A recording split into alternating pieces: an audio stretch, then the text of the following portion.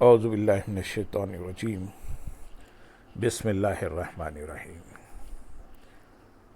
برادران عزیز و معزز خواتین، آج کی یہ نشست ہماری چوتھی نشست ہے جس میں ہم مسائل زکوٰۃ بیان کر رہے ہیں، جو سوال جواب کی شکل میں ہیں۔ آج کا پہلا سوال، حصص یعنی شیئرز پر زکوٰۃ کا کیا حکم ہے؟ جواب، شیئرز کو بھی دوسرے مال و دولت اور سونا چاندی کے ساتھ ملا کر نصاب بنایا جائے گا۔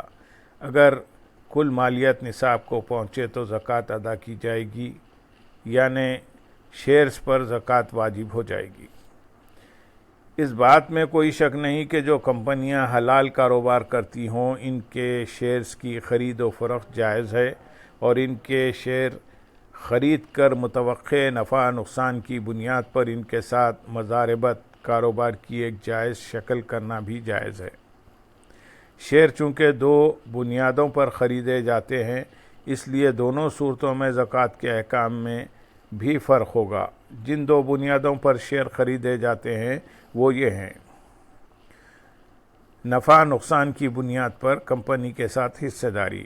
اگر کمپنی کے شیئر اس نیت سے خریدے ہوں کہ ان کے ذریعے کمپنی کا منافع حاصل کیا جائے تو ایسے شیئر کی زکوٰۃ کی صورت یہ ہوگی کہ سال گزرنے کے بعد اپنے شیئر کا جائزہ لیا جائے اور جتنا حصہ مشینری اور عمارت کی نمائندگی کرتا ہو اسے کل شیئر سے منہا کٹوتی کر کے باقی شیئر جو مال تجارت اور نقدی وغیرہ کی شکل میں ہوں ان کی زکوٰۃ ادا کی جائے۔ شیئرز کو مال تجارت بنا کر ان کی خرید و فروخت۔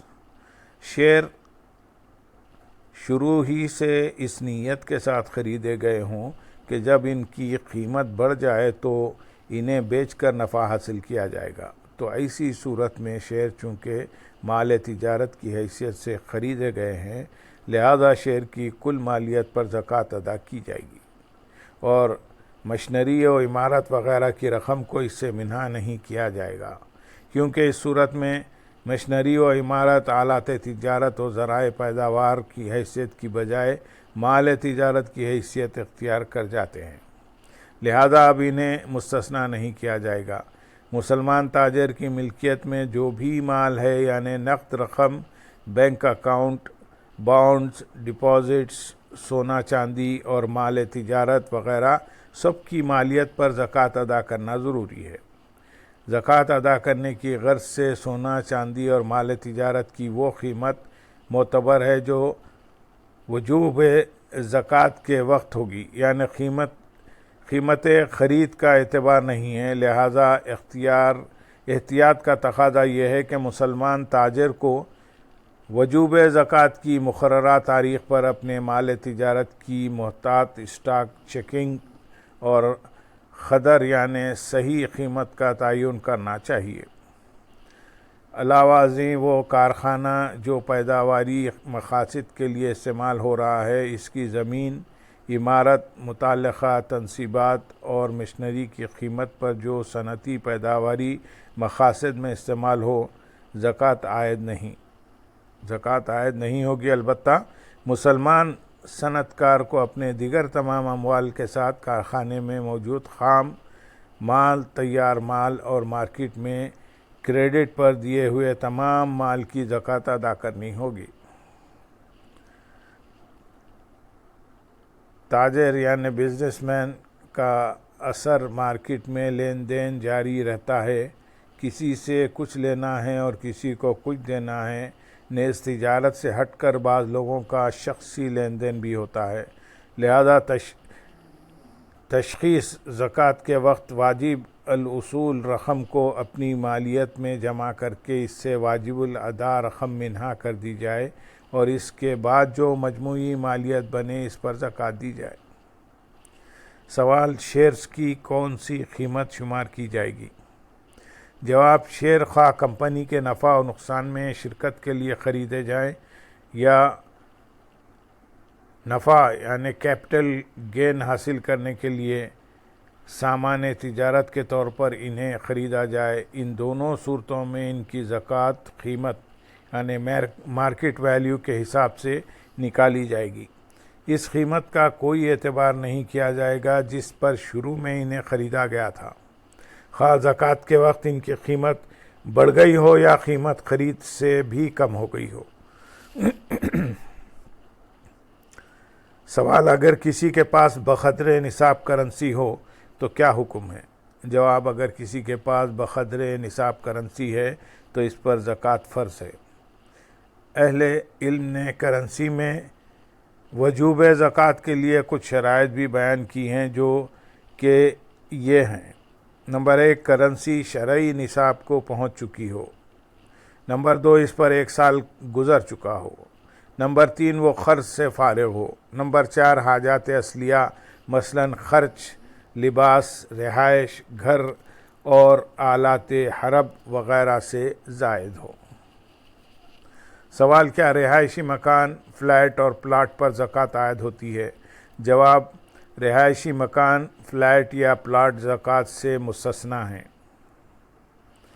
البتہ وہ مکان، پلاٹ، دکانیں یا فلیٹ جو کرائے پر دیے ہوئے ہیں، ان کی سالانہ آمدنی وضع مصارف کے بعد مالک کی مجموعی سالانہ آمدنی میں جمع ہوگی اور تمام ذرائع آمدنی سے جمع شدہ رقم نصاب کو پہنچے تو اس پر زکوٰۃ واجب ہوگی۔ ایسے مکانات، پلاٹ اور فلیٹ جو کاروباری اور تجارتی مقاصد کے لیے ہیں، ان سب کی مالیت پر زکوٰۃ ہے۔ اس میں قیمت خرید کا اعتبار نہیں ہے بلکہ موجودہ قیمت کا اعتبار ہوگا۔ بطور سرمایہ کاری یعنی انویسٹمنٹ، پلاٹ اور جائیداد خرید و فروخت کرنے والوں کے لیے یہ امر قابل توجہ ہے۔ مکان، فلیٹ، پلاٹ، دکانیں وغیرہ ڈپازٹ کی جو رقم جائیداد کے مالک کے پاس بطور زرع ضمانت جمع ہے، اس کی زکوٰۃ رقم کا اصل مالک یعنی کرایہ دار ادا کرے گا۔ اسی طرح تاجر حضرات اور ایجنسی ہولڈرز کی جو رقم بطور زر ضمانت یعنی سیکیورٹی ڈپازٹس کسی ادارے یا فرم کے پاس جمع ہیں اور قابل واپسی ہے، اس رقم کی زکوٰۃ بھی اصل مالک ڈپازیٹر کو ادا کرنی ہوگی۔ سوال: مال تجارت سے کیا مراد ہے؟ جواب: جو اشیاء نفع حاصل کرنے کی غرض سے خرید و فروخت کے لیے مہیا کی گئی ہوں وہ سامان تجارت کہلاتی ہیں، مثلاً غلہ، کپڑا، گھریلو ساز و سامان اور مختلف انواع کے حیوانات وغیرہ۔ سوال: کیا سامان تجارت یا آلات تجارت پر زکوٰۃ فرض ہے؟ جواب: سامان تجارت پر زکوٰۃ فرض ہے جبکہ آلات تجارت پر زکوٰۃ فرض نہیں، کیونکہ یہ آمدنی کا ذریعہ ہیں اور ذرائع آمدنی کو شریعت نے زکوٰۃ سے مستثنیٰ قرار دیا ہے، البتہ ان سے حاصل ہونے والے منافع پر زکوٰۃ ہوگی بشرط یہ کہ وہ نصاب کو پہنچتا ہو اور اس پر سال کا عرصہ گزر چکا ہو۔ سوال: مال تجارت کی زکوٰۃ نکالنے کا طریقہ کیا ہے؟ جواب: کل مال تجارت کی سال بسال قیمت کا اندازہ لگا کر زکوٰۃ ادا کی جائے گی۔ اس مال کی جو بھی لاگت بنے اسے اپنے پاس موجود نقدی و زیورات وغیرہ کے ساتھ ملا کر اکٹھی زکوٰۃ نکالی جائے گی۔ علاوہ ازیں وہ قرضہ جات جو ادھار فروخت کیے گئے مال تجارت سے قابل وصول ہے، اگر وہ نقدی کی صورت میں ہیں اور ان کی میعاد ادائیگی پوری ہو چکی ہے، یا تازہ واجب الاصول قرضہ جات ہیں اور دونوں صورتوں میں قرض کی وصولی مقروضوں سے متوقع ہے، تو وہ سب قابل زکوٰۃ مال کی گنتی میں آئے گا۔ اور اگر قرضہ مال تجارت کی شکل میں واجب الوصول ہے اور اس کی وصولی بھی متوقع ہے، تو اس مال کی مالیت کا اندازہ لگا کر دیگر مال میں شامل کر کے سب کی زکوٰۃ اکٹھی نکالی جائے گی۔ سوال: گاڑیوں کی خرید و فروخت کے کاروبار پر زکوٰۃ کی ادائیگی کا طریقہ کیا ہوگا؟